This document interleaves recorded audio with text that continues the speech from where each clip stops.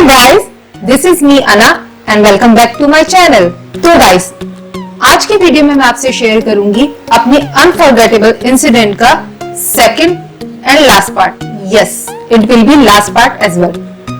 तो बिना कोई टाइम वेस्ट किए स्टोरी को वहीं से शुरू करते हैं जहां लास्ट टाइम छोड़ी थी।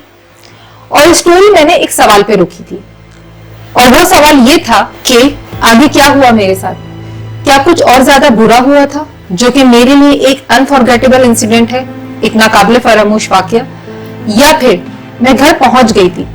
अगर हाँ तो कैसे, किसने मेरी मदद करी थी? तो चलें इस सारे सस्पेंस को खत्म करते हैं and let's start the video. Hold me close till I get up. Time is barely on our side. आगे ये हुआ कि क्योंकि मैं उस सिचुएशन में बिल्कुल अकेली थी, इसलिए जो भी करना था मुझे ही करना था। तो मैंने अपने आप को बिल्कुल फोकस किया और अपना माइंड सिर्फ इस डायरेक्शन में दौड़ाना शुरू किया कि घर किस तरह पहुंचा जाए। जब मैंने अपने जहन पे जोर डाला तो एक पॉइंट मेरे माइंड में आया और वो ये कि मुझे उस शहर का रेलवे स्टेशन मालूम था, क्योंकि जब हम उस शहर में जाते थे तो ट्रेन से जाते थे और वहां पे हमारे रिलेटिव्स आकर हमें पिक करते थे और ऑटो में अपने घर लेकर जाते थे। वो ऑटो वाले को अपने घर के जिस एरिया का नाम बताते थे वो एरिया का नाम भी मेरे जहन में थोड़ा बहुत था, but I was not sure. मैं अभी ये सब सोच ही रही थी कि एकदम से बस वाले ने मुझे मुखातिब किया और मुझसे पूछा, जी बीबी कहाँ जाना है? तो मैंने उसे कहा कि मुझे उस शहर के रेलवे स्टेशन पे उतार दे। और इस पूरे सफर में जो पहली चीज सबसे अच्छी हुई वो ये कि वो बस रेलवे स्टेशन के पास जो बाहर का रोड था वहां से गुजरती थी। तो बस वाले ने बजाय इसके कि मुझे लारी अड्डे लेके जाता, मुझे उस रेलवे स्टेशन के बाहर वाले रोड पे उतार दिया। जब मैं बस से उतरी तो पूरे रोड पे सिर्फ अंधेरा था, इक्का दुक्का स्ट्रीट लाइट्स जल रही थी और वहां पे एक दुकान थी जो कि खुली हुई थी। उस दुकान के बाहर एक बेंच बिछी हुई थी। क्योंकि मेरे पेट में उस वक्त भी शदीद दर्द हो रहा था, मैं बस से उतरते ही उस बेंच पर जाके बैठ गई और बस के कंडक्टर ने मेरा मॉनिटर और छत पे से 40 किलो का गंदम का बोरा उतारकर बेंच के बराबर में रख दिया और बस वहां से चली गई। गाइस, मुझे उस वक्त तक नहीं पता था कि मेरे साथ आगे क्या होने वाला है, मैं कहां जाऊंगी और कैसे जाऊंगी। It was really a very scary night of my life and also it is a really unforgettable incident of my life so far। उस वक्त अगर मेरे पास कुछ था तो मेरा खुद का सेल्फ कॉन्फिडेंस और दूसरी चीज जो थी वो थी अल्लाह ताला की जात पे भरोसा।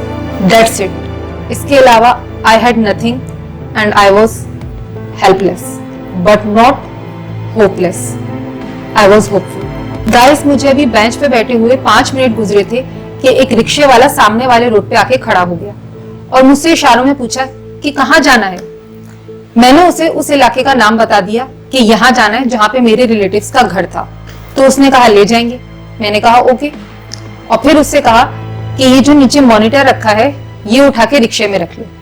वो रिक्शे से उतरा, मॉनिटर उठाया और आगे अपने पैर के पास रख लिया और ड्राइवर की सीट पे जाके बैठ गया।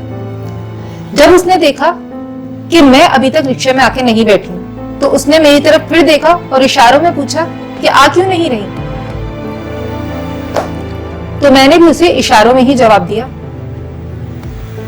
मतलब कि ये जो गंदम का बोरा है ये भी उठा के रखना है। मेरा ये इशारा देखने के बाद वो हक्का बक्का रह गया, जैसे उसके तोते उड़ गए कि अकेली लड़की रात के 4 बजे मॉनिटर के साथ साथ 40 किलो का गंदम का बोरा लेके रोड पे एक बेंच पे बैठी हुई है। Obviously it was very unusual situation. सभी हैरान होंगे इसको देखकर। खैर, वो मेरा इशारा समझ गया, फिर से रिक्शे से उतरा, वो बोरा भी उठाया, रिक्शे की बैक वाली सीट पे रखा और फिर मैं भी जाके रिक्शे में बैठ गई। फिर उस रिक्शे वाले ने मुझसे सवाल किया कि जो इलाका आपने बताया है उस इलाके में कहाँ जाना है। जैसे इस तरह होता है ना कि एक इलाका होता है लेकिन उसमें भी कोई पर्टिकुलर जगह होती है जहां जाना होता है, बट मुझे सिर्फ उस कॉलोनी का नाम पता था, मगर एग्जैक्टली वो जगह जहां पे रिलेटिव्स का घर था वो मुझे नहीं पता थी। इतनी देर में मेरे जहन में एक और क्लू आया, वो ये कि मेरे रिलेटिव्स के घर से कुछ दूरी पे एक झील थी जहां पे हम अक्सर जाया करते थे, और घर से लेकर उस झील तक का रास्ता, जो कि अगर आप बाय वॉक जाते हैं तो तकरीबन आधे घंटे का है, वो रास्ता मेरा जाना पहचाना था। तो मैंने रिक्शे वाले को बोला कि वो जो झील है उस रोड पे ले चले, वहां से मैं आपको आगे का रास्ता गाइड कर दूंगी। जनाब रिक्शे वाला उस झील रोड पे ले गया और वहां पहुंचकर मुझसे पूछा कि बीबी अब यहाँ से आगे कहाँ जाना है। यहाँ पे एक बार मैं फिर फंस गई। वो इस तरह कि घर से झील तक एक चौड़ी रोड नुमा गली आती थी, जो कि मुझे याद थी कि घर से ये गली सीधी उस झील रोड पे चली जाएगी, बट झील से कौन सी गली घर जाती है ये मुझे नहीं पता था, क्योंकि झील रोड पे जितनी भी गलियां थी वो सब एक जैसी दिखती थी। और यहाँ मैं फिर से कंफ्यूज हो गई और फिर से मैंने अपने दिमाग के घोड़े दौड़ाए और अल्लाह पाक का करम हुआ और मुझे एक और क्लू आ गया। इस टाइम क्लू ये आया जहन में कि घर और झील के दरमियान जो रोड था, एक चौड़ा रोड आता था, उस पे संडे बाजार लगा करता था, जहां पे हम जा चुके थे रिलेटिव्स के साथ। तो मैंने रिक्शे वाले से कहा आप संडे बाजार वाली गली में ले लें। संडे बाजार वाली गली में जब उसने ले लिया, और शुक्र खुदा का कि उस रिक्शे वाले को भी संडे बाजार वाली गली पता थी, जब वो संडे बाजार वाला रोड खत्म हुआ तो सामने मेन रोड आ गया, और मेन रोड के दूसरी तरफ एक जनरल स्टोर होता था जिसका मुझे पता था, और उस जनरल स्टोर से लेकर घर तक का रास्ता जो कि पैदल का था वो भी मुझे पता था। मेन रोड से स्टोर तक पहुंची और स्टोर से घर की गली तक, बट असल में जो घर की गली थी वो बहुत ज्यादा पतली थी। तो मैंने रिक्शे वाले से कहा कि भाई आप यहीं रुके, मैं उतरकर अंदर जाके पैसे लेकर आती हूँ, क्योंकि मेरे पास पैसे भी नहीं थे उसको देने के लिए। मगर गाइस उस रात जो मेरे साथ सबसे बड़ी पॉजिटिव चीज हुई, सबसे बड़ी अच्छी चीज हुई, वो ये कि वो रिक्शे वाला अल्लाह का कोई नेक बंदा था। उसने मुझे कहा नहीं आप बैठी रहे, मैं रिक्शा गली में ले लेता हूँ, और उसने ये कहकर रिक्शे को गली में ले लिया। वेट वेट वेट, अभी आगे बहुत मजे की कहानी है, थोड़ी सी रह गई है, सुन के जाएं, यू विल एंजॉय। रिक्शे वाले ने घर के दरवाजे के बाहर रिक्शा रोका, मैं उतरी, घर का दरवाजा जोर जोर से पीटा, और मेरे वही रिलेटिव्स जिनका मोबाइल स्विच ऑफ हो गया था, मैंने आपको पार्ट 1 में बताया था, वो अपनी आंखें मसलते हुए गेट पर आए और पूछा हाँ जी भाई कहाँ है। मैंने उन्हें बताया कि भाई एक स्टॉप पे उतरे थे और उसके बाद बस में वापस ही नहीं चढ़े, मैं तो अकेली आई हूँ। और ये सुनकर उनकी पूरी नींद उड़ गई, उनकी आंखें फटी की फटी रह गई। खैर उन्होंने सबसे पहले रिक्शे वाले को पैसे दिए, उसको फारिग किया, रिक्शे से सामान उतारकर अंदर रखा, और फिर जब मैं घर के अंदर गई तो तमाम लोगों को उठा दिया और पूछा गया मुझसे कि क्या हुआ। मैंने सारी कहानी सुना दी। कहानी सुनने के बाद सबने मेरी बहुत तारीफ की, मेरी हिम्मत की दाद दी, और अल्लाह का लाख लाख शुक्र अदा किया कि मैं सही सलामत घर पहुंच गई।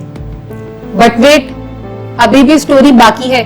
मेरे भाई का क्या हुआ, वो कहाँ है, वो कब आया और कैसे आया, सुने आगे। तो जनाब मैं तो किसी तरह सही सलामत घर पहुंच गई, मगर अब तमाम घर वाले इस बात को लेकर परेशान थे कि भाई कहाँ है, वो कैसे घर आएगा, उसके पास तो मोबाइल भी नहीं है और पैसे भी नहीं है। जी हाँ, उसके पास भी पैसे नहीं थे, क्योंकि गांव में एक हफ्ता रुके हम, खूब एंजॉयमेंट करी, सारे पैसे वहां उड़ा दिए, और सिर्फ इतने पैसे हमारे पास बचे थे कि हम बस की टिकट ले लें, तो उससे बस की टिकट ली और बस में चढ़ गए। अब हमें क्या पता था कि रास्ते में हमारे साथ ये इंसिडेंट पेश आ जाएगा। पूरी रात सबकी इंक्लूडिंग माई सेल्फ परेशानी में गुजरी कि भाई कैसे घर आएगा, वो कहाँ होगा। सुबह के 9 बज गए, 10 बज गए, 11 बज गए, बट भाई की कोई खबर नहीं थी। फाइनली दिन के 12 बजे दरवाजे पे दस्तक हुई, और जब हमने दरवाजा खोला तो देखा भाई सामने था, और फिर उससे पूछा गया कि अब तुम बताओ तुम कैसे पहुंचे, और सबसे पहले तो ये बताओ कि बस में चढ़े क्यों नहीं थे, वहीं क्यों रुक गए। भाई ने बताया कि जब वो बस से उतरा तो उसे कोल्ड ड्रिंक तो सामने ही मिल गई थी, मगर सुपारी नहीं मिल रही थी, तो वो लेने के लिए वो बस से थोड़ी दूर चला गया, और उसे पता ही नहीं चला कि बस कब चल पड़ी। जब वो सुपारी लेकर जगह पे वापस आया तो बस वहां पे मौजूद नहीं थी। इसके बाद क्योंकि उसके पास पैसे भी नहीं थे और मोबाइल भी नहीं था, तो ना ही वो हमें इन्फॉर्म कर सकता था, तो उसने लोगों से मदद मांगनी शुरू करी कि कोई इसे एटलीस्ट किराए के पैसे दे दे। बहुत देर बाद जाकर किसी अल्लाह के नेक बंदे ने उसे किराए के पैसे दिए, और फिर जब शहर जाने के लिए दूसरी गाड़ी आई, मतलब दूसरी बस आई, फिर वो उसमें बैठकर वापस आया। डेट, ये तो हो गया मेरा अनफॉरगेटेबल इंसिडेंट। ये इंसिडेंट आपसे शेयर करने का मकसद आपको एंटरटेन करना तो था ही, बट एक और मकसद था, और वो ये कि मैं आपसे वो सबक, वो लेसन, वो लर्निंग भी शेयर करना चाहती हूँ जो जिंदगी के इस हादसे से मैंने सीखी है, ताकि आप या आपका कोई भी जानने वाला जिंदगी में कभी भी अगर किसी ऐसी सिचुएशन में फंसे तो उसे कामयाबी के साथ टैकल कर सके। और वो लेसन कुछ इस तरीके से है। नंबर 1, जिंदगी में कभी भी किसी ऐसी सिचुएशन में सामने वाले किसी भी बंदे को अपनी परेशानी या कमजोरी का एहसास हरगिज मत होने दीजिएगा, वरना आप मजीद परेशानी में फंस सकते हैं, क्योंकि ज्यादातर लोग मदद करने के बजाय मौके का फायदा उठाने की कोशिश करते हैं। Number 2, don't panic. Don't panic, this is very important, because panic करने की वजह से इंसान अपने सोचने समझने की सलाहियत को खो बैठता है, और किसी भी खराब सिचुएशन को हैंडल करने के लिए आपके दिमाग का होशो हवास में होना और हाजिर होना बहुत जरूरी है। इसलिए पैनिक करने के बजाय ऑप्शंस एंड क्लूज पे फोकस करें। प्रॉब्लम का रोना मत रोएं, बल्कि ये सोचें कि अब इसको सॉल्व किस तरह करना है, क्योंकि nothing is impossible. Remember, nothing is impossible. Number 3 and last but not least, इंसानों से मदद मांगने के बजाय अपने खुदा से मदद मांगे। इंसानों पे भरोसा करने के बजाय अपने खुदा पर यकीन रखें, क्योंकि अगर किसी मुश्किल में उसने डाला है तो निकालेगा भी वही। तो गाइस, इस अनफॉरगेटेबल इंसिडेंट की कहानी तो यहाँ खत्म होती है, और इससे जो सबक हमें मिलता है वो भी मैंने आपके साथ शेयर कर लिया है। बट इसके साथ साथ मैंने एक वीडियो बनाई है जिसमें मैंने अपना एक और एक्सपीरियंस शेयर किया है कि किस तरह कोरोना वायरस की वजह से होने वाली एंजाइटी और फेयर पे मैंने काबू पाया। प्लीज उस वीडियो को भी जरूर देखिएगा, हो सकता है आपकी नहीं तो आपके जानने वालों में किसी के लिए हेल्पफुल हो। उस वीडियो का लिंक मैं नीचे डिस्क्रिप्शन बॉक्स में दे दूंगी, और इस वीडियो के एंड में भी उसका लिंक आएगा, तो आप वहां से भी चेक कर सकते हैं। उम्मीद करती हूँ कि मेरे इस अनफॉरगेटेबल इंसिडेंट की स्टोरी को आप सबने खूब एंजॉय किया होगा, और इसके साथ साथ जो लेसन मैंने आपके साथ शेयर किया है वो जानने के बाद कोई ना कोई अच्छी बात तो आपने जरूर सीखी होगी। अगर आपको वीडियो पसंद आई हो तो प्लीज लाइक एंड शेयर जरूर करें, because sharing is caring. Also don't forget to subscribe my channel and press the bell icon, ताकि मेरी आने वाली नेक्स्ट वीडियो की नोटिफिकेशन आपको मिल जाए। अपना बहुत ख्याल रखिएगा। Stay home, stay safe. अल्लाह हाफिज।